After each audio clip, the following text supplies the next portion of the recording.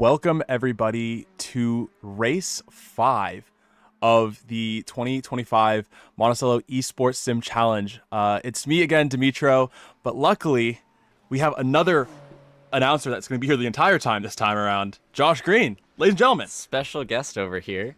I want to welcome you to a very sunny Virginia. This weekend, we will be racing into the sunset. This circuit is in Alton, Virginia. It's only about half a mile from the North Carolina border, and it is as far from any airport as you can get. One of the most annoying racetracks to get to if you're not from the area. It is, hold on, allow me to look really quickly here, 3.27 miles long, or 5.22 kilometers, as it says on the screen directly in front of me. It's a beautiful circuit. I mean, what can you say? You got trees all around you. Green grass. It's a very beautiful pit lane. It's a really scenic place to be, and it's a driver's favorite. I mean, who doesn't love VIR? Yeah, for sure. I've never been to VIR in person before, but I've heard that it's absolutely gorgeous. And as you can see in the background right here, I'll take away the race info. It is absolutely gorgeous. Beautiful day for our drivers to take on the track and have ourselves a little time here, I must say. Oh, we will definitely be having ourselves the time. We are right now just about 8.5 minutes through our wonderful 10-minute qualifying session here to set the grid for both races. Andrew Korapi currently P1 at a 145.110, and then we got a little gap back to the rest of the field. Trenton Wacko, long-standing heavy hitter here, did just join though, so we're expecting to see him all of a sudden pop up towards that front. Absolutely. It's super exciting to see Trent in the session. Last night, Trent popped in for about, I don't even know, like 5 minutes just to get a lay of the land, see where everyone was at, and try his hands in the BMW. So I guess he's trying out a few different cars because this time around, he's in the Audi, which I must say, wow, that is a paint job. I'll say a little bit about that paint job. Our wonderful, very own, very close friend, Scott Andrews, drove that very car in that very livery up the mountain in Mount Panorama, Bathurst, Really? more formally known. Big shout out to Scott Andrews, who's definitely not watching this, but Scott is an extremely talented race car driver, and we're all extremely jealous of him. His car got in a fairly sizable accident, and they still managed to come in third. So, Good stuff. Good stuff. Well, let's take a quick look at the grid thus far. We have about 20 seconds left, so it'll be interesting to see if any driver is able to kind of get the cat out the bag. Let's see who's finishing up the lap right now. Brad Perez coming around the final set of corners here in the beautiful Turner BMW car. Looks like he's about to cross the line here. Will he be able to get up from P4 into the top 3 by chance? No. Session finished. So our order as it stands for qualifying. as it stands, Andrew Korapi and Eric Paterno starting P1 and P2, locking out that front row, followed up by two instructors with Brian Hedian in the NSX and Brad Perez in that wonderful BMW M4 GT3. Paul Barthelms, followed by Ian Barthelms, our championship leaders, I believe still. Alex Schneider in P7, followed by George Poulos in P8. I hope I pronounced that right. BQ, our very own homegrown BQ in P9, followed by Jordan Klein. That has to be like an all-time great for BQ qualifying-wise. BQ P9? I think he's gone higher, but not a bad qualifying effort nevertheless. Owen following us up in 11, and Manny Tartaglione starting P12. So, as we get ready to start our race here, throw ahead in the comments who you think has this one in the bag. I'm going to be honest with you. It's all up for grabs. I will say, we've been talking about our friendly neighborhood Trenton Wacko, and he is currently starting down in P17 after not setting a quali lap. He didn't set a single lap, did he? Not one. He tried 3 times. We watched him barrel that Audi into the wall, and we might see him barrel that Audi into, I don't know, another car, a wall or two. 2 walls. Who's to say? That's a lot of walls. So we're going to also spend some time in this race. We'll hop on board with some cars. We'll talk about a bit more of the technical stuff. But for the current moment, we're watching our beautiful BMW M2 CSR safety car head that grid, That must getting be new, ready right? to get rolling. The M2 CSR as a pace car is new, eh? Because last year I could have swore it was the truck. It was the truck. And see, this is the unfortunate issue with allowing me to have free reign to host a session. I just think it's really funny to have a truck lead a load of road racing cars to the green. I think that's just really funny. I'm going to be completely honest. Derek and I just thought that was part of the game. Like, we just thought that you could pick this. Okay. You can pick that. You can pick an Audi. It's not actually an Audi. You can pick a Porsche. Yeah, you could pick a whole host of things, and I was like, yeah, Ford F-150 leading us to green is like way better than an M2. But here we are with the M2. I mean, look, we're Monticello Motor Club. Like, you gotta have the BMW leading the field to green. I don't care that it's a Corvette and a McLaren starting P1 and 2. Yeah, I mean, I guess now that you put it that way, it makes sense to me. We're going around for our pace lap, which this is going to be the longest pace lap of all time. This is going to be the long. We are starting from start finish all the way around. So, exciting stuff, maybe. Well, we got ourselves the time. So, Josh, let's talk about some stuff. We've got plenty of time to just kind of yap about.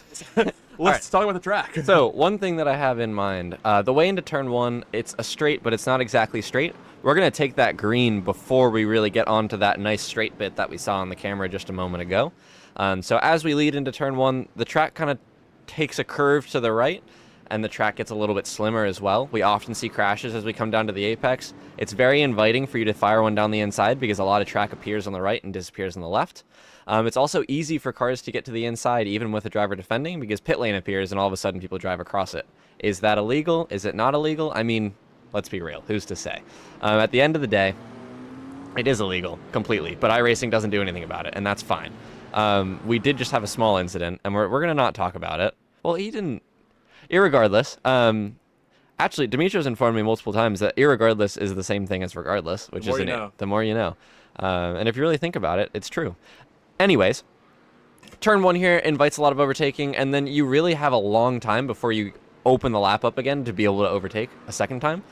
Driving down to turn 4 for A, which is a left-hander, there's a little bit of space to be able to sort of fire one down the inside, but you never really know when you're going to get that move done, right? It's a very short brake zone. If you're going to send it, you have to send it hard and clear them at the apex, because if you don't, you're going back to the right and you're going to get re-overtaken. So it's not one of those tracks where you get freebies. There are 2 long straights, but we'll see at the end of this straight as well, it curves over to the left before you get into the brake zone, making it really, really, A, easy to defend, and B, hard to make an overtake.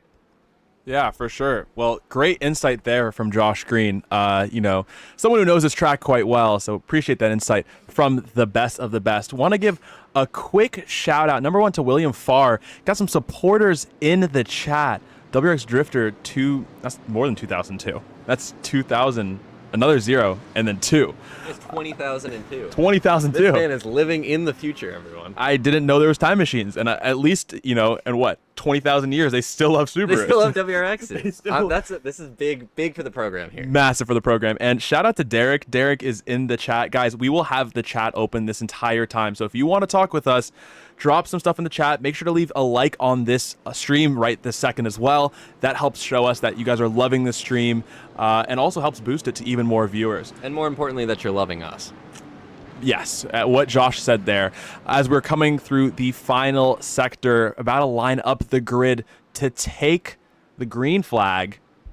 All right, I am going to take over the mic here as we come to the green. We see our boy Andrew back in the field up.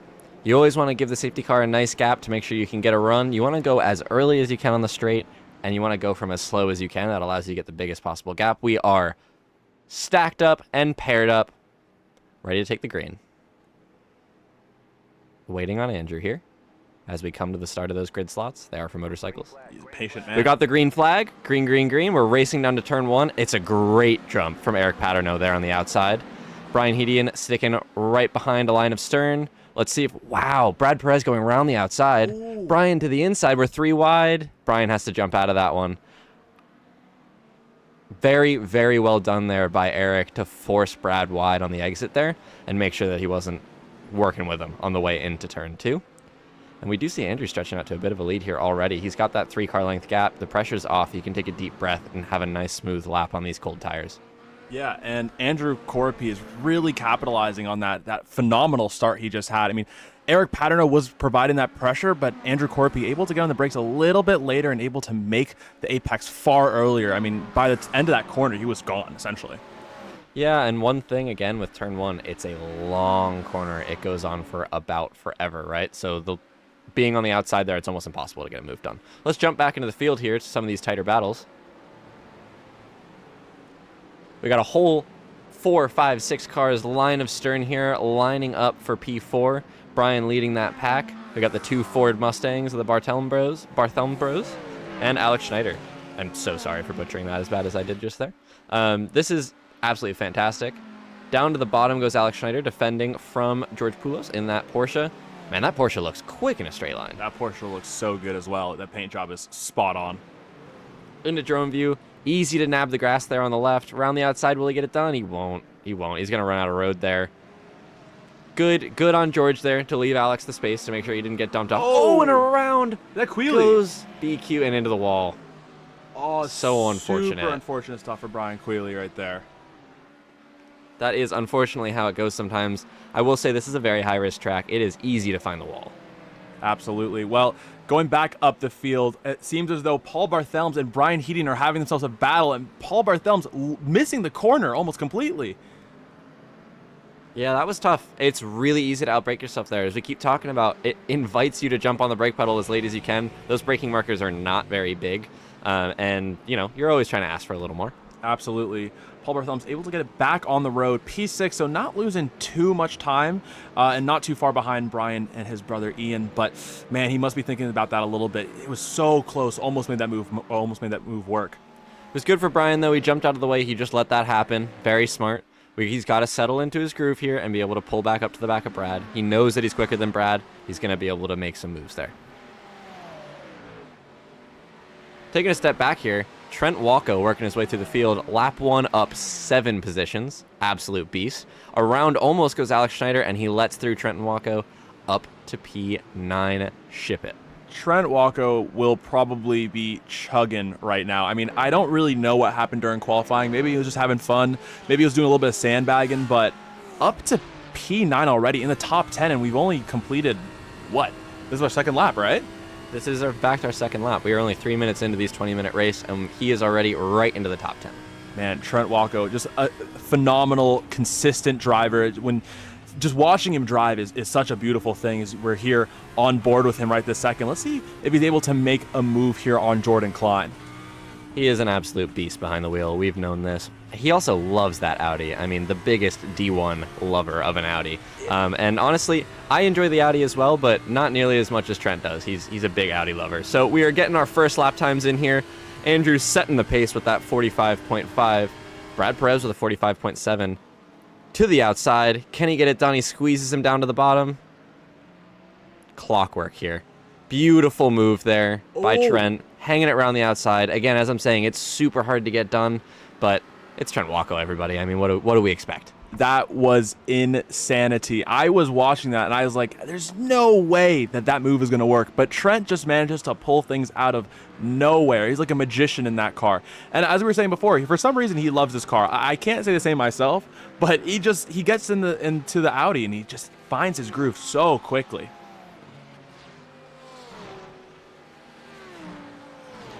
Either way, Trent Walko, everyone. I mean, clinical stuff. The number one way here to get around the outside in turn 1, and I'm saying this, after the race has started, around goes someone. Is that George Poulos? Oh, and he keeps it out of the wall. Very, very well done. Let's get a little replay of that, see how he ended up losing that. If I were to give you money, I'm going to say he jumped up over that apex curb and had a bit of a rough time. But who's to say? Jumping back here, turns in. Oh, he just loses the rear on the way in. Interesting. Very good job grabbing the brake there, locking it down, as we say. When you start sliding and you're heading towards the wall, maximum brake pressure, it's going to make the car just start going in the direction of the momentum you're carrying, which will keep it from getting into the wall. You won't keep rolling forward, you'll just start going sideways. Wow, that was super close to the wall there. I don't know if you saw that, but that was truly something. As we jump back up to the front of the field, Eric Paterno and Brad Perez only separated by 0.5. So it'll be interesting to see if Brad Perez and Eric Paterno... Oh my God, their last lap times were identical. I had to look at my computer to make sure it wasn't glitching. Brad Perez and Eric Paterno both identically ran 1:45.67. Because I was going to say, I wonder who has more pace here, but it seems as though it may be equal. Yeah, it's not separated by much, if anything. They've been kind of stuck to each other this whole race. We had Brad qualifying down in P4 and Eric in P2, so it's good to see Brad showing some pace. I will say, I've driven the BMW recently, especially post-update. It's been pretty hard to drive, so impressed with Brad here. Absolutely. I've last night we were in the session. I had the opportunity to talk with some of the drivers and ask them what they thought about the track, what they thought about the cars. And Trent was in the session for a little bit, and the drivers who were in the BMW really just seemed to struggle over the course of the night. Over the course of the 2 hours, weren't able to really find a way to make the car feel good, and it felt like they were constantly fighting it. So it'll be interesting to see where Brad Perez ends up during this race, just given the fact that he's driving very well right now. Started at P4, now up to P3, so making up positions and also making up time. He's not that far off of Eric Paterno right now, 3/10 back. Yeah, that gap keeps closing, but we saw there through Oak Tree. I mean, Eric fired it in there. He jumped off the brake pedal nice and early, rolled it deep, got wide in between the two apexes, which allowed him to get his hands straighter a bit sooner than Brad did. Brad a bit tighter in between the two apexes, which meant that he had to roll onto the power, and you saw him sort of chasing the rear on exit. Easy to do, but man, was he quick through hog pen there. To the back of him. Let's see this unfold. Down to turn 1. Will he pick the outside? Will he pick the inside? Goes to the outside. We jump to the outside camera. Hard on the brakes. We go to turn in. Easy stuff. It's an easy one to defend. It really is. And unless he can get that over under, which I can almost guarantee he can't, it's not going to be done just yet. But boy, He's is all Brad over hungry the back for of it. him. Oh my goodness, as they go side by side. That was a questionable place to get that done, but he gets it done. He gets it done. Able to spook Eric Paterno there. That was honestly a very good move. Very good might be a little bit. Okay, all right. Well, I must, tip my hat to Brad Perez there. Kind of sticks his nose in and sort of that textbook scare the driver to give you that space. And I mean, honestly, I understand Eric Paterno doesn't want to get spun. I know last year, Eric Paterno, this was not his best race. We love Eric Paterno, but man, he struggled a lot. So I think for this year, he really just wants to finish at this track. So smart for him to get out of the way, not to get spun. It's really just not worth getting spun and having this race be done. But I mean, Brad Perez able to really capitalize on that and starting to build himself a little bit of a gap too. Yep, up to 0.6 away. That last lap with the tow and the overtake, he set a 1:45.5 second quickest lap of the race. As Andrew begins to stretch his lead here, stretching his legs, we see him running about that nice, consistent 45.5. I think Brad can get there, but the question is, can he reel him in? And honestly, I'm not too sure. Yeah, I mean, we're at 2.6 seconds at this point. So it's going to take a lot for Brad to get that pace and catch up to the back of Andrew Corpy, or it may take a little bit of a mistake from Andrew, which is not outside of the cards, because I don't know if we started in the endurance race. There were some mistakes made from every driver over the course of that long duration. Oh, that's just part of endurance racing, though, isn't it? Oh, and nearly around goes Brad Perez there. Got super loose on the way into there. Pinches that inside rear tire. Makes it want to rotate and pivot on its angle. Again, a very BMW-y characteristic. The GT4 car does the same thing, too. Pinches that rear and begins to rotate. We're going to jump back towards George and Jason Cohen here. Off goes... Oh, there he goes. Manny Tartaglione. Manny drops a tire, comes off the road on the left-hand side. Man, look at that livery. That livery is really absolutely cool. Beautiful. Take a closer look. Ooh, yeah, I'm a fan. I'm a big fan of that, Manny. Good job. Road Racing Entertainment. Plug. That's a really good paint. It is. It's quite nice. But I gotta say, George's car looks super good. Okay, you just love Porsches. Like, let's be real here. That is just a purple car. There's no livery on it. No. I don't think you understand, Josh. I think this is one of the most beautiful cars to ever graze this earth. It's literally a purple Porsche. You know what? I'm gonna check something. You can keep talking. I'm gonna bring something up real quick. Okay, he's gonna bring something up. It's gonna be a picture of like a GT3 RS or something. No. It's actually way better than that. Regardless, let's jump back on board with a Brad Perez and Eric Paterno. That fight is not letting up. Let's jump on board with Eric here if we have the chance.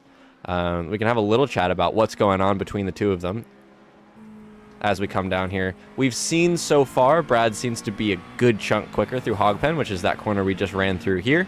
As we fly down the front straight, it is easier to hang on in the tow, I'll definitely say that, as the pace kind of drops off for all the drivers. And as the tire wears away, maybe Eric will be able to have something back for that BMW, because I know how sketch the rear can get. That was good there for Eric. Grabs the apex well, gets a big moment on the exit though, just trying to pick up the power a bit too early. Okay, so I've been shown the image. We can't show you the image in any easy way, but George has a 911 992 GT3 that is in the exact same color as his race car. It is like identical, down to the wheels. And I'm a fan. I mean, I can't say I'm not a fan. I'm a fan. Absolutely. And wow, Brad Perez through that section is a lightning bolt. He just flies through there. Eric Paterno can't keep up, honestly. That was really good through there. It's quite interesting to see as well now, the pace really dropping off for all the drivers, except for, I don't know, Trent Walko? Oh, wow. What in the world? Ladies and gentlemen, So, can we just hop on board with Trent Walker real quick? I need to understand what he's doing with his hands, because he just ran a 1:45.31. That is half a second faster than the second fastest lap on track right this second. all right, so let me preface this really quick. Trent is an absolutely phenomenal driver. He comes from a background of driving some Formula car stuff, as do I. And one thing that the Audi is best at is pretending it's a Formula car, right? All the other GT3 cars, they feel quite heavy. They feel like sports cars. The Audi, for some reason, has such a strong front end. You can drive it right off the front. You can be off of both pedals. You can have what we call coast time, where you don't have any pedal input. You just let the car do the work. And the Audi loves it, and the front continues working. Almost every other GT3 car in the game, you jump off the brake pedal, the car doesn't want to steer anymore. The Audi, not that. Trent's absolute specialty is he's very, very precise, A, but B, very clinical with the way he drives a race car. He does it to the textbook, right? And this car absolutely loves that. It hates when you ask too much of it. It hates when you ask too little of it. Also, if you ask too much of it, it is the meanest car of the GT3 grid in general. It tends to bite back quite aggressively. And there goes a 45.2 there. Just for reference, a 45.2 as he comes across the line. The leader just did 45.7. And P3 is doing 46.2. So he is catching the leaders by the rate of just over half a second a lap. That's the fastest lap of the session, eh? It's not. Oh. But good try. It's close. It is literally 500ths off the fastest lap of the session that was set towards the beginning, and he's sending it towards the end. Yeah, given the pace and the way that the cars are dropping off the pace, it's quite impressive that he's managing this pace continually. I am speechless. It's quite the pace from him. Paul Barthelm's in P6 right now. Had a good conversation with him yesterday, talking about consistency. Paul, I love you, but P6, buddy, we need some more pace there. You got to block Trent. I will say he's jumped from the Audi that we've just been raving about to the Ford Mustang. The Ford Mustang is one of the nicest cars to drive, I gotta say. It's very friendly. It does not try and kill you nearly as much as the Audi does. And he's got that Hoonigan livery going on. Shout out Ken Block. Yeah, shout out Ken Block for sure. Yeah, talked with Paul last night, and we were kind of debating back and forth whether or not the Audi was the right choice for him. Seems as though he decided against it. We were talking, Josh was just saying, it's a difficult car to drive, and especially as the session goes on, it gets harder and harder and harder to drive. So something like the Mustang will be a lot friendlier to him, but right this second, he's got to deal with Trent in his mirrors, which I personally would not want to do. It's quite tough. Trent is a fierce competitor, and he's very, very smart and calculated with these overtakes. We'll see if he has a look here. He does not. He's very good on the brakes there from Paul. Deep, and really, I mean, Trent doesn't gain anything through there. So I will say, I saw through the final sector there, through Hogpen, which is that last little sector of corners, we see Trent just absolutely abusing the curbs. We see him right over the top of the curb there, while our boy Paul is missing him. I talked about this a bit at the previous track I commentated at. I believe it was Barcelona. Getting over the curbs can sometimes really help a car turn, especially when the curbs are flat enough that it doesn't upset the car. So something like what Trent was doing there, where it's a very long duration corner and you start to lose the front in the middle, when that front tire hooks up with the curb, it really makes it suddenly want to pick up grip and turn. So he's able to drive the car in even harder than Paul and then use that curb to keep the car rotating deep into the corner. Yeah, absolutely. It's kind of bizarre. Trent's just such a patient driver, and I feel like if I'm in Trent's position, I'm always trying to focus on, I need to get by this driver, and I'm kind of looking for places where it definitely won't work, and I try to make them work. And Trent's just one of those drivers that he just kind of relaxes. He keeps it calm, calculated. Right the second, wow, that Ford has some pace on the straightaway. Driving away from Trent, it seems. In fairness, it was a little mistake there from Trent. We were just talking about all that curb usage. We'll see him get up on that right-hand side curb here, keep the thing turning. Trent got up on that exit curb, or on the entry curb on the way through Oak Tree, which is that right-hander onto the back straight, and that's a big curb, unsettled the car, couldn't get the power, and there's that gap, right? So there is a trade-off. You can use it well, you can use it badly. For the most part, Trent's doing a very good job, but it can bite you. Absolutely. Let's take a look a little further back. Looking like it's taking a second for Trent to make that move. George Polis just was able to take the position from Jordan Klein. It looked like it was a pretty intense battle off of my timing sheet. Let's see if we can jump back real quick and see where that pass happened. This is Jordan Klein that we're on board with. Drops the tire. Drops the tire, and I think that may have been the mistake that cost him the position, but I can't see necessarily where. Okay, this is a little further back than we're looking for. Let's keep looking. Oh, here we go. Here is the pass that we're trying to find. Look at that. Shows the nose. Is this on the back straight? This is the back straight. Yeah, wow. It must have been a mistake for Jordan Klein going on to that back straight, because George Pole is making light work of it as we look up ahead. Who? Brian Hedian and Ian Barthelm's swapping positions back and forth and back and forth. We have a line of cars here. Maybe Brian made a mistake. Who's to say? I think the two of them have been battling quite aggressively, but we're going to keep on board with this wonderful battle here.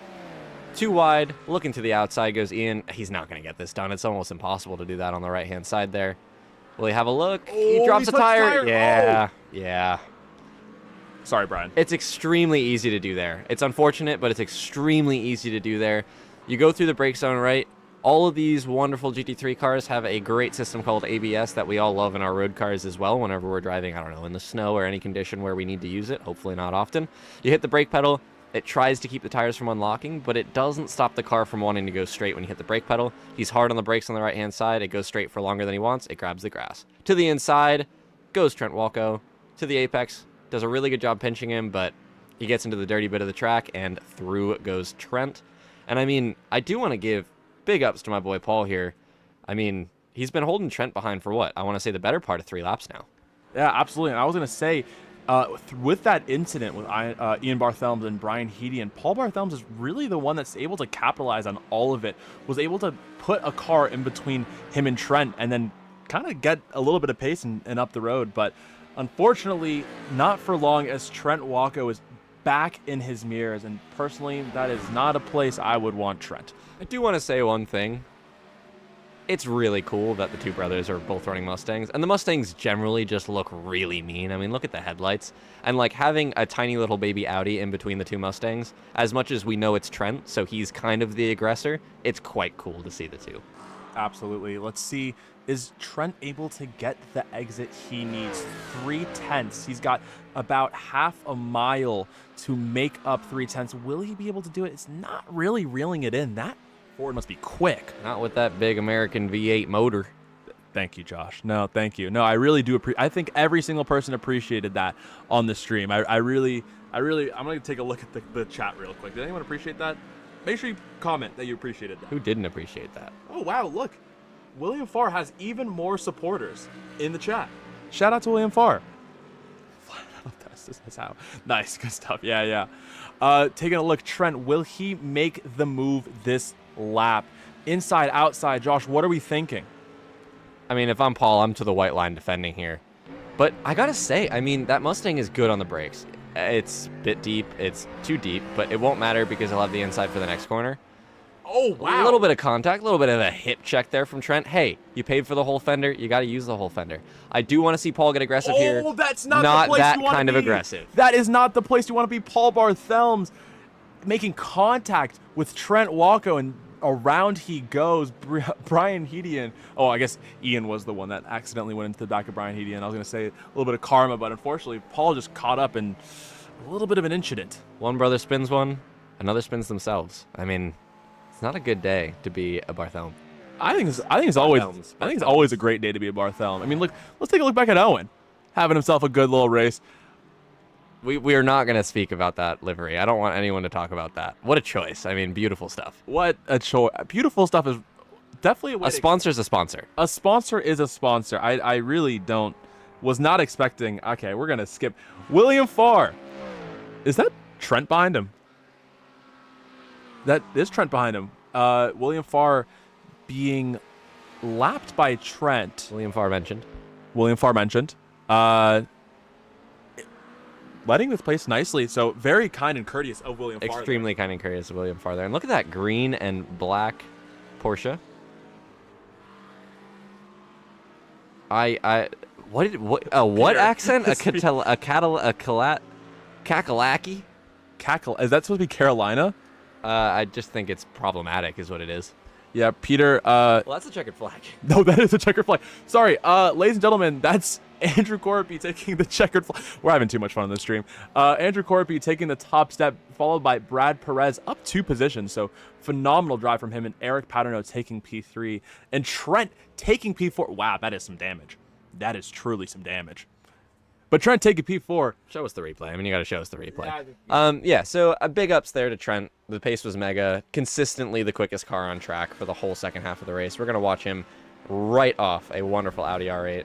Not too dissimilar to what happened at Mount Panorama a couple weeks ago. I'm kidding. I'm kidding. I don't mean it.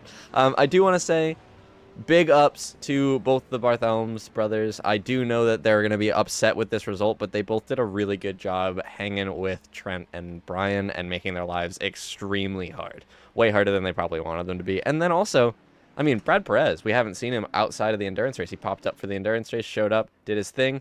But here he is, P2, starts P4, gets up to 3rd, gets up to 2nd, showing BMW right at the front of the field. Absolutely. And, taking a look at the rest of the grid, we got Manny Tartaglione in P10. Looked like he was doing some donuts in the background. Brian Quealy still on track, getting as much practice as he can before the second race. Unfortunate result for him, down 4 places. Started P9, and ended up in P13. So I know that he probably wants a better result for the second race. So hopefully able to find that composure during our little break and able to get right back on his horse for race number 2. Well, he's parking up the car. Just want to be totally sure that everyone knows. He doesn't actually have a horse. It's a metaphorical horse. Brian actually sent me a photo of his horse. His sim is on his horse. That's extremely problematic. I'm going to have to contact someone about that. Nah, it's pretty cool. Anyways, let's wait for the session to fully end, and we will be able to take a look at the results. Now, this is if the session wants to end. The session does not want to end. It will here. We just have a couple cars still pounding around. I want to see a little comment here in the bottom. Oh, okay, just kidding. We're doing results. Let's have a quick little look-see back through the results. So we had our boy, Andrew Corpy, bringing it home in P1 with a nice 5.8 second gap. Would Brad have a little something for him if he had gotten to second earlier? Who's to say? I mean, their pace was pretty similar. We'll see in the next race. Brad Perez P2, followed by Eric Paterno in that wonderful McLaren. P4, I mean, Trenton Wacko coming from P last. P17, he was DFL in qualifying, and here he is, P4 in the Audi, followed by Mustang number 1 of Ian, after a stout defense and then kind of accidentally murdering Brian, but who's counting? Followed by Brian in that wonderful Acura NSX, and then Paul in number 2 Mustang, and then George in the real life, not real life Porsche GT3R. Definitely real. And not real, in both senses. Jordan Klein, Manny Tartaglione, Jason Cohen, Owen, William Farr, BQ, Ron Trenka, Alex Schneider, and Rafal bringing up the rear. To be honest, I thought I was listening to an audiobook there at the end because you were very nice in dictating everything. It was kind of it felt like I was listening to, what's that? Not PBS. Dictation's NPR. my middle name. NPR. Oh, Josh Dictation Green. Josh Dictation Green. That's me, everybody. Thanks for sharing, Josh. All right, cool. Well, let's let these drivers warm up for race 2, and we will be right back for race 2 as well. See you in a moment.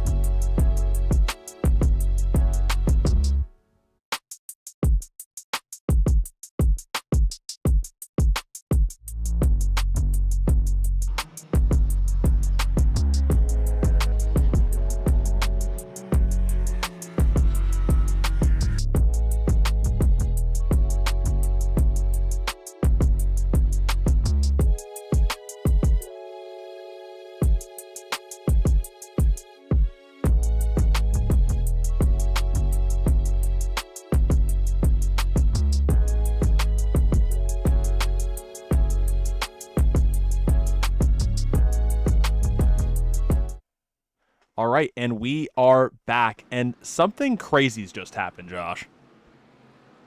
Our man and the winner of race 1 by 5.8 seconds, Andrew Corpy, missed the start. Starting from pit lane, he missed the grid button. It is a short one for race 2, but you never expect to see someone miss it. I mean, come on. I mean, like, I was taking a look at all of the drivers on the grid as they were slowly getting on, and Andrew Corpy was not getting in his car, and I was like, okay, maybe he's adjusting some things, etc., but missing the start is something else. Is he sitting in look at this. He is sitting in his car right now in pit lane. You can't do anything. Yeah, you can't. If you miss the start, you have to start from pit lane. Like, his race is going to go green after the cars come by. Or, in the case of last year at one point at Road America, before the cars go by. But who's to say? Well, yeah, not really sure what to say here, what to make of this. Maybe I genuinely can't point to what it could be. I can. He had to pee. Oh. Like, I'm about 90% sure. I've almost missed the start to the second race because I was like, oh, I have 2 minutes to grid, and then you don't. You have 1, and 2 minutes is ample pee time. 1 is not even close. I did not know I was getting a human anatomy session during this race. But, ladies and gentlemen, that means that it's getting shaken up for race 2. This is anybody's race. I did just receive a message from our man in the box, Brian Hedian. He said he got a bad start previous time, but race 2, the elbows are coming out. What does that mean, Dimitro? What this means for Brian Hedian is he will be spun in the 3rd corner, and he will finish about P12. That was the meanest thing I think I've ever heard. What it actually means is Brian's leading into turn 1 no matter what happens here. I expect to see Brian P1, send it, bring it home. Well, if we look here in the comment section, Peter Bank is expecting a P4, I guess now P3 to P1 move from Trent Walco. I mean, that's believable. That's really not outside the realm of possibility here. Apparently this is the Bucky's special, the Bucky's sauce, even though he's not in the Bucky's car, so I think it's not going to happen. If you squint hard enough and you don't know what a Bucky's logo looks like at all, it could be a Bucky's car. I mean, really any car is a Bucky's car if you believe. Truly onto something. No, I completely agree with you there. Now, that has completely changed the way I have perceived this race and life. And life, actually. You're completely correct there. Well, I'm excited now. For race number 2, Eric Paterno and Brad Perez will be on the front row, and it will be Brad's go, but he's on the out. Is the outside usually? No, the outside's not great, but for whatever reason, the game decides that VIR's outside is the line. Actually, no, it's not that. When a car does not begin a race in a situation like this, instead of it swapping the rows for everyone, it actually just moves the whole row ahead, right? So it means that the right row will just now start further ahead. So everyone who started in an odd position is absolutely over the moon right now. It's a true statement. So we are seeing an Eric Paterno on the pole. It is Eric Paterno's race to lose here. As we roll down the front straight and nice and slow, will we see him flinch? We come up to those grid spots. Everyone eagerly awaits that jump. It's a nice and slow start here. I hear green, green, green. Oh, what a jump. What a jump. Wow, what a jump. Lucky for Eric Paterno, he did not get Jensen buttoned, and that means that he will be able to take the inside here to turn 1 and take the lead of the race. Gets it nice and stopped up there. Trent being forced out wide by Ian and falling down to 4th. Brad Perez to the bottom here. Book it. Make it happen. Oh, my God. Oh, no. That's sad. Eric Paterno was taken out by Ian Barthelms, a spinning Ian Barthelms at that. That is nightmare for... I mean, you can't make really this up. Everyone you there. I mean, you can't make this up. Eric Paterno had I mean, look, he had to be completely honest, he had a horrible race at VIR last year, just completely filled with bad luck. We were talking about the last race. He just wants to finish. But, man, super unfortunate stuff, but... We're going to jump back to George, Jason, and Jordan as we fight in a nice little 3-way battle with Porsches. One is gone. It's in the weeds. It's in the farmland of Virginia. Another car in the farmland of Virginia. I think that was Brian Quealy. We're not going to look at that one.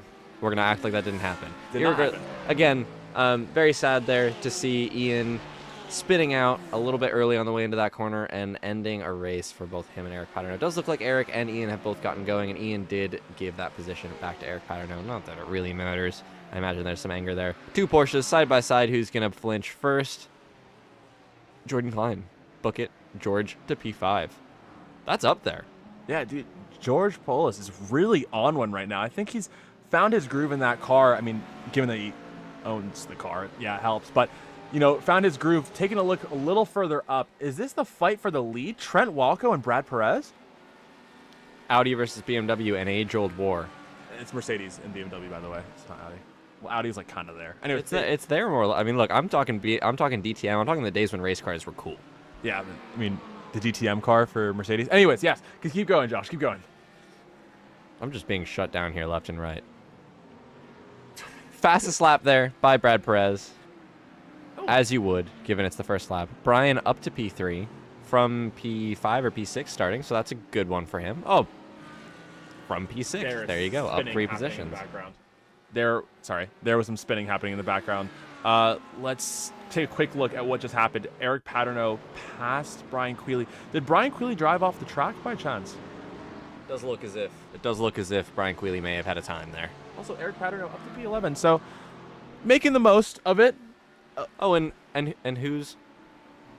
Oh, just kidding. I thought I saw Andrew there, but I didn't. Oh no, Andrew's a lap down. He is pounding around though. He's on track.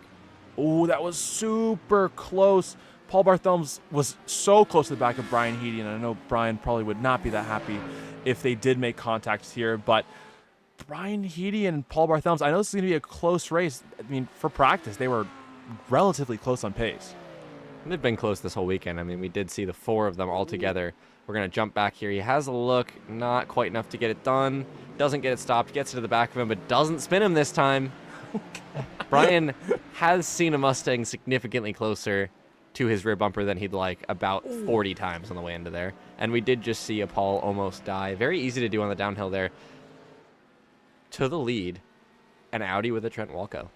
Trent Walco down the inside, making it look easy as we go into turn 1, taking that lead perfectly, leaving the inside open for Brad Perez. Brad Perez able to capitalize on that, but giving that space to Trent. Will Trent be able to hang it along the outside for the inside now here into the left-hander? Oh, door to door, a little bit of contact it must have been as we go through, I don't know what turn that is. What, 3? We're into 4 here, and honestly, as much as that was a bit more of a fight than Trent would have liked, that's good. I mean, at the end of the day, he's got the pace. We saw from the previous race that he has the pace. Brad is trying not to die actively in the background there.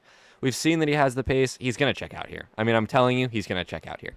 Absolutely, completely agree with you there. Let's take a look through these S's as these drivers come by. And I want to make it like a visually easy to see the gap that has been built between the field. I know it's really hard to tell how far apart these cars get as we're jumping from car to car, but you can see that, you know, as the race progresses, even within 4 minutes, we've had this really large gap built up between all of the drivers. It's like an interesting visual, but let's take a look back at the front with Brian Hedian looking to get to the second step on the podium.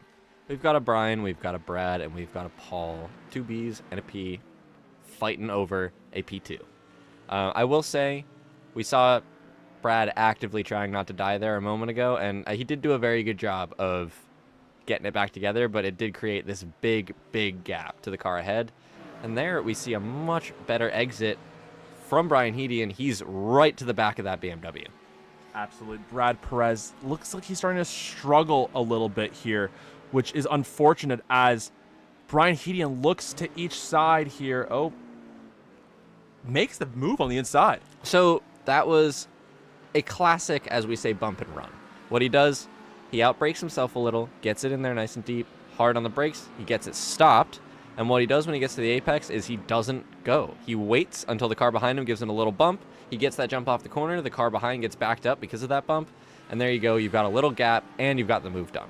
It's a very, very good move to run here at turn 1 because it's such a long corner and the traction zone is so long. The second that car behind you gives you that little bump, they lose traction and they struggle to get out of the traction control the whole way through that exit.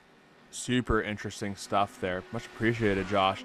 As Brian Hedian starting to build a gap on Brad Perez. And Paul Barthelm's starting to look like he's getting some time. Well, he was very close to the back of Brad Perez, but I think he may be a little bit more in the zone right now than Brad Perez. It's one of those things we talk about in racing where when you're going back, it kind of just like feels like you keep going back. You kind of get out of the flow, and it's hard to get back into that mindset.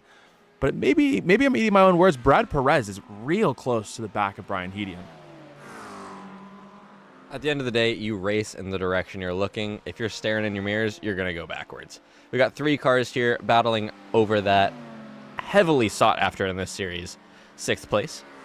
And we've got Eric Paterno coming from the back after getting spun on lap 1 here to get to the front. And we have Andrew trying to fight his way back through the field despite being a lap down, making everyone's life really hard and also being a lap down. So that's something. Yeah, absolutely. Oh, he's not a lap down anymore. Not a lap down, no. I'm a liar. You are an absolute liar, Josh Green. But yes, Eric Paterno, man, super unlucky start for him, but he's got the pace right this second. If we're looking at his lap times, he's got the pace to, maybe P6. And this is the fight for P6, so kind of in the perfect place. Trent Walko has the fastest lap of the race by 9/10. That's just ridiculous, Joe. That's why he's the GOAT. Okay, no. You're right. I can't disprove that. That is just simply correct. Okay, all right. Let's take a look at this battle right here. This is the battle. I mean, it's kind of the battle for 7th. Alexander Schneider able to really capitalize on Andrew Corpy kind of backing up this pack a bit during that downhill pass that he was able to make on Jordan Klein. It's going to be interesting for Eric Paterno how he navigates this. Hopefully trying to get to a top 5. I'm not really sure if he's going to be able to make up 5 seconds right this second, but you really never know in these races. Do we have any bets? Oh! And what a save. Very well saved. Eric Paterno was almost collateral for a second time in this race. That would have been super unfortunate, but he continues on. I will say, I wanted to leave some bets here. Was Andrew purposefully starting last because he felt he didn't have competition last race, or like what's the dealio there? Yeah, very true. Andrew Corpy currently running in 7th. I mean, it's hard to tell. It really is hard to tell. It's one of those things that we might have to ask after the race and see, because look, as you said, it could have been a quick little restroom visit, or maybe just wanted to have a little bit of fun. But Andrew Corpy running in that P7 position behind Alexander Schneider. We'll see what he's able to do. We'll see what he's able to put together. Let's take a look at this lap as he comes across start finish. It's going to have a 146 flat. So 4/10 up on Alexander Schneider, but at the end of the day, it's pretty clear that Acura is pretty quick. We're going to take a jump back here, back to our boy Ian with BQ just behind him. Ian to the bottom of Ron Trenka. Let's book it. Send that one home. The Inception Racing car goes down one more position. And that wonderful, very multicolored Ford Mustang. Oh, Unicorn Stang. Unistang. Goes up into P11. He did start all the way up in the high heights of counting, what is 6 minus 11, my boy, in 5th. And now he's down to P11, but, I mean, he's making a good comeback from his spin and for the wreck with a Eric Paterno. Absolutely. Completely agree with you there. William Farr cruising right the second in P10. A crowd favorite. Crowd favorite, must I add. Cruising in P10, 3 positions up from where he started, so great driving from him. It's going to jump back up the grid. This is Alexander Schneider and Andrew Corpy. We knew that this battle was going to happen soon. We weren't sure it was going to happen this soon. As we go into the roller section, will Andrew Corpy have a good exit out of the final sector? That's what's going to dictate whether or not he's able to make that move into turn 1. We have about 9 minutes left in the session, so not a ton of time for Andrew Corpy to get to, P4, P3. But it'll be interesting to see, can he capitalize on getting into P6 and tracking down P5? I will say, and this isn't meant to be mean in any way, but I'm impressed that he's struggling as much as he has. He seemed to have a lot of pace in race 1 there. It doesn't necessarily seem to be there at the same level in this race just yet. It could just be because he's stuck in traffic and he's trying to be nice to the cars that he's racing. They are new cars for him to be racing. He hasn't been in this series for very long, so it could just be that he's trying to learn his competition. But for the moment, he's taking his time and he's working his way back through the field. Absolutely. Alex Schneider missing that apex. He's going to pay the price going into the S's and Snake. It'll be interesting to see. You really just can't make a move there. So Andrew Corpy's still going to be held back unless he goes for a really bold move. But keeping it calm and composed, staying behind Alexander Schneider as we come through the S's. It's going to be this fast left-hand kink. Keep that composure, Alex, as he goes through there, keeping all 4 tires on the ground. Oh, is that Andrew looking to the inside? I thought for a second, but Eric Paterno might be able to capitalize on that little look. He definitely could. I mean, he's being held up here. It's really tough when you're getting backed up to the field, especially here at VIR. Once you get through, I don't know, turn 4, turn 5, there's really nothing you can do until the end of the back straight. But I mean, here he comes, looking to the right-hand side. We're on board with Eric Paterno. We're going to watch this race unfold from behind to the right side. Is he too deep on the brakes? Does he get it stopped? He does. Very, very well-timed move there by Andrew. Extremely good on the brakes, very well measured. Doesn't grab the grass on the right, makes the apex. Send her home. That is P6. Absolutely. And it's also really cool to see this perspective, see the driver behind the action, how they navigate it. Because as we were talking about before, you know, from Eric Paterno's perspective earlier, the car spun right in front of him, right? So it's one of those things that it's kind of a little bit of Code Brown moment. And what do? How do you react? And, you know, sometimes how do you capitalize? Talking about last race when Brian Hedian got spun. Paul Barthelme's able to capitalize on that. When you're that driver behind, there's a lot more to think about, I'd argue. Extremely different lines there. Eric tries to go to the outside. I would have really pushed for the bottom there. When you get to the bottom there, you can get the move done pretty easy, but irregardless, he looks like quite a bit quicker through the infield here, as you would expect from a driver that was meant to start on the front row. It's unfortunate what's happened to him to end up back here, but I do think we'll continue to see him run through the field, and maybe he'll use Andrew as that nice little plow as he goes through the cars ahead. He would have liked to have followed him through on Alex Schneider, but just about far enough behind that he wasn't able to make the move with him. We're going to jump up to the front with Brian Hedian and Brad Perez. Brad in the tow. I mean, is it really in the tow? Look at the size of that BMW compared to the NSX. Like it's a semi truck. I mean, but still, look at this. He is tracking down Brian Hedian, looking to the outside as we go up and over the hill. Let's take a look. Is he? Oh, he completely misses the corner. I mean, Brian broke before him and almost also missed the corner. He's taking a shortcut here. We'll see how big the slowdown is or how well he can serve it. If he can really... Oh! My God. That was a way to join. What I think he was doing was trying to take it slow on the grass, which is going to penalize him. At the end of the day, you're going to get the slowdown whether you go fast on the grass or you go slow on the grass. It would have been better for him to be pinned across the grass, turn that BMW into a rally car, rejoin at speed. And as they go into turn 1, Paul Barthelme's getting knocked out of the way by Brad Perez. I'm surprised he hasn't served his penalty yet. I mean, maybe I'm wrong. Maybe that slowdown was served in the grass. Maybe he's just going to get the DQ and deal with it. Vibes. That is true. Sometimes it's just asking for that forgiveness, you know. Let it all happen and see if, you know, after the fact you can send Josh enough money that he'll clear black flag. Yeah, open to tips. Open to tips. And it's totally legal and fine and totally fair. That is quite the perspective to have, Josh. Thank you for adding that there. It's kind of unfortunate for Paul Barthelme's being knocked to the side going into turn 1.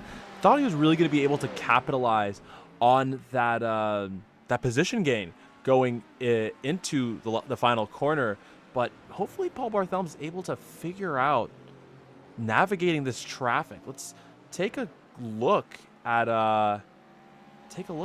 going down this back straight, how far back Paul Barthelme's is currently and how much he's able to make up. I do think that Brad is going to have a look at Brian again. I'm quite impressed at him wow, he's right to the back of him. Almost has a look there already. Oh my goodness. Is that BMW just like way too fast in a straight line? What's going on here? I don't know. I mean, we were talking earlier about how much the drivers were struggling with the BMW yesterday, but maybe just it didn't like the conditions, which was kind of weird because the conditions yesterday were almost picture perfect. Yeah, I mean, yesterday was in the early morning, so a very cold track. Today might be a little bit warmer track because we're in the afternoon because I'm trying to get us in the sunset. Well, Josh, we did talk about in the GT4 series how well the BMW would be in a straight line. Oh, is he going to miss the corner? He got that thing stopped, kind of, almost, just barely. But what is that thing when it, torque? What is it called when the BMW?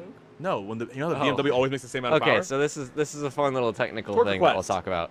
The car is a torque request car, so most cars, as the temperature gets hotter and hotter, especially turbo cars, they get slower, right? They can't generate the same amount of torque. They get slower and slower and slower, and that is what happens throughout time, especially with temperature. Not throughout time, just only with temperature. The hotter it gets, the less horsepower they make. In your, as well as your homegrown, if you own a G80 or G82 BMW, it makes whatever the number is, however much wheel torque it is, at all times. It could be 300 degrees ambient temperature out. It would find a way to make that much wheel torque. It doesn't care. So maybe the temperature out is assisting them there. I know in real life we're always hoping for warm temperatures because it does tend to help us out. But look, the BMW just looks good. It looked mean in the mirrors there. Looking at the grille as we come up alongside this Acura NSX, inches between them. He's flashing the lights because why wouldn't you? Vibes. We're seeing the inside of the rear fender there. And he almost clears him by the time they get to the brake zone. I wonder if Brian has damage or something. Well defended there. Extremely well defended. Brad managing to hang it around the outside. That was quite impressive, and he forces him out wide. Brad Perez, P2. Ooh, and right there, Brian was touching the grass a little bit. So, I saw as Brian was coming out of Oak Tree, got a little bit in the dirt, probably didn't have the exit that he wanted, and Brad Perez really able to capitalize on that. And as you said, that torque request motor, probably able to capitalize on that as well. I see Brian trying to do the little fake down to the inside there. Funny move by him. But now Paul Barthelme's applying the pressure. I know that he wants to be on that podium today, and that would be massive for the championship as well.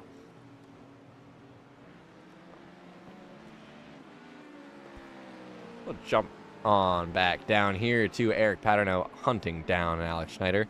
I imagine, this race has been going on for all day, right? We did see Andrew go by. Andrew's also now gone by and gotten past George. That looked extremely terrifying. Oh, no, a slowdown maybe. Oh, true, maybe. I'm not sure, actually.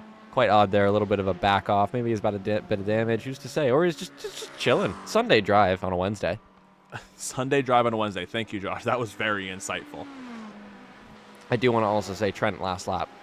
We are nearing the end of this race. Still a 45-2, which would have been the fastest lap of the previous race. The GOAT. Yeah, Trent just has some unreal elite pace at this moment in time. So Trent probably fully checked out right this second. I don't know what he's doing right this second, but the battle for second, honestly, I think the battle for second is nowhere near finished as we come into the last sector. And when we go across start finish, it'll be the white flag. We see Brad struggling with the rear there, chasing that thing all the way down the hill. I have to say, I kind of expected him to check out based on his pace so far, but Brian has told him absolutely not. Come on back. I think the craziest thing right this second is Brad Perez and Brian Hedian have identical best laps. A 1:45.9. Oh, no. Brad Perez just set his fastest lap of the session, a 1:45.81. He is in the zone right now. He's locked in. He is locked in. Ladies and gentlemen, he's locked in. He's locked in. But it doesn't seem like Brian Hedian is that far back. He's 2/10 back on that lap, but he is driving that car to every centimeter of the track right now. You know what I would say? I think Brian's locked in. He's locked in. Let's go, Brian. Yeah, that's really good stuff there from Brian. I will say the NSX is a really friendly car as well, as we were talking about. It's not to say that friendly cars are faster. They're honestly, in most circumstances, not faster when we're talking about that ultimate pace, right? That quality pace. A car that's on edge, it allows you to really ask for that extra little bit. But something like the NSX or like the Mustang or something like that is very, very tame. We're coming up on a lap car here. Oh, to that the bottom. might be a nightmare for Brian Hedian. Brian Hedian, though, able to kind of navigate. Is he going to miss the exit? That was very well done by Brian here. I am not sure if we're coming to the white or to the checker. Do we know? Is that a thing we know? Not a single clue. We don't know if we're coming to the white or the checker. If We're coming to the checker here, then I'd say that is fate sealed. It is a P2 and a P3. But irregardless, Trent Walco, 12 seconds up the road, moving. He just had himself a time. He was putting in best lap after best lap, and he quite literally cleared half a second of the field for best lap as well, which is just ridiculous. It really is. It is absolutely ridiculous. It is almost half a second clear of the field on fastest lap, and I mean miles ahead of everyone. Oh, and he's wow. upside down again. So let's jump back to that Brian and Brad. It's going to be close to the line, not close enough though. Brad Perez takes home P2. Brian Hedian in P3. I think that is Brian's best result this season, right? Has he had a podium yet? I can't remember if he has had one, but, great drive from him as we watch the rest of the pack come to the checkered flag. Ian Barthelms rounding out, P9, and Brian Quealy rounding out the top 10, 4 positions up. Great drive from him. Alexander Schneider, want to give a massive shout out to him, up 9 positions over the course of the race. And ruining Eric Paterno's life. I mean, he made Eric Paterno's life extremely hard after Eric got taken off. William Farr pitting in, I guess, a lap early and just giving up 4 or 5 positions. He's being courteous. It can, sometimes you're just like, why don't you take 12th? Maybe you deserve it today. Maybe. I think William Farr wins the Courteous Award, the Kind and Courteous Award. Oh, did he just give himself a drive-through? He could have given himself. He could have had a drive-through. Oh, interesting. In which case, he got DQ'd because you can't serve a drive-through on the last lap. But he doesn't look DQ'd quite yet. Not quite yet. Maybe he's just having a good time. Maybe he just kind of wanted to go through finish, pit lane. Pit lane, just for the vibes. And Andrew Corapi coming from the dead of last, from pit lane, up to P5. A very valiant effort there from him. Oh, that's Manny Tartaglione in the background. Little spin from him. Ron Trenka on the other side of the tire barriers. I think he's on the wrong side. That's pretty impressive. It's hard. You'd have to really work to get over those bad boys. I personally, he gets the most impressive award. Most airtime probably as well. Oh, most certainly. Trenka Air. That's his new plane company. TA, everyone. Fly TA. Fly TA. That's actually my favorite airline. It's great. These days. Yeah. Well, that is that, ladies and gentlemen. We had ourselves a race, and if we take a look at the results of the feature race, Trent Walko, almost 8 seconds. Great drive from him, clearing so much of that field there. Brad Perez with a phenomenal drive there at the end, going past Brian Hedian, taking that second spot. Brian Hedian taking P3, which honestly didn't get spun out, so he's probably a happy guy. So great drive from him. Paul Barthelms, also phenomenal drive to take P4. Andrew Corapi, as we said, started the race in the bathroom and ended it in P5, so could be worse things in this world. George Polis, P6 in that beautiful purple with gold wheel Porsche. Alexander Schneider, P7, up 9 positions from where he started, so great drive from him, also with a number 1 number on his car, so almost like Max Verstappen. Eric Paterno, P8, unfortunate for him at the beginning of the race, but able to really capitalize on his pace and his consistency, getting to up to P8, which was phenomenal. Ian Barthelms, unfortunately, the cause of that incident, finishing P9. Brian Quealy, P10, rounding out the top 10. Ron Trenka, P11. Owen Barthelms, the mow in the lawn. What was it? I need help here. No, it's mowing the lawn. Trent Walko, the wonderful mower, and Owen, the company owner. And we saw, as a skill spread, we see them probably taking the win as a team. Yeah, I would completely agree with you there. So yeah, Owen mowing the lawn as always, going to P12. Owen. Mowing the lawn, sorry. Oh. Owen. The lawn. Owen the lawn. Why not mowing the lawn? Why can't be Owen mowing the lawn? Okay. All right. William Farr taking P13, giving the places at the end of the race. Unsure as to why. Oh, he's courteous. Kind of courteous. I'll be sure to message him on Discord after this one. Manny Tartaglione in P14, Rafal Walkowicz in P15, Jason Cohen, who I saw had an incident in P16, and Jordan Klein in P17. And that wraps up the race. Can we just watch Jason Cohen's crash? Going round to the final corner. Oh, just a little wide. And, massive impact. It's a good-looking Porsche. It's a good place to have that crash, too. Well, right near pit lane. I mean, I don't know why he towed. I probably would have driven it back, but it's a good place to have that crash. You can drive it on in, you can do your quick repair, and drive her back on track. well, ladies and gentlemen, that is all we have for this evening's event. Thank you so much for taking the time out of your evening to spend it with us and to watch some phenomenal driving. Make sure you guys all hit the like button, hit subscribe if you have not yet subscribed to the Monticello Motor Club YouTube channel, and get ready for on March 26th, we will be back at Sebring for round 6. Round 40. Round 40. For round 6. See you soon. Is that in the Miata, or is that in the... Where's it at? I have no idea. Actually, that's not on that list. It's going to be in one of the cars. It's going to be in a car. All the drivers will be driving. All right, ladies and gentlemen, thank you so much. We will catch you in the next one. Make sure you put the live stream notifications on. Click the bell, and you'll be sure to know when we go live again. Catch you guys later. See ya.